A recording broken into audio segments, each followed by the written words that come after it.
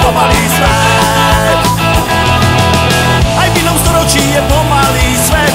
Trvá nám dlho, kým sa dostaneme pred ľudí, ktorí nám majú stále čo závidieť. Z nich nikto nikdy nechcel uletieť. A pomalý svet, kým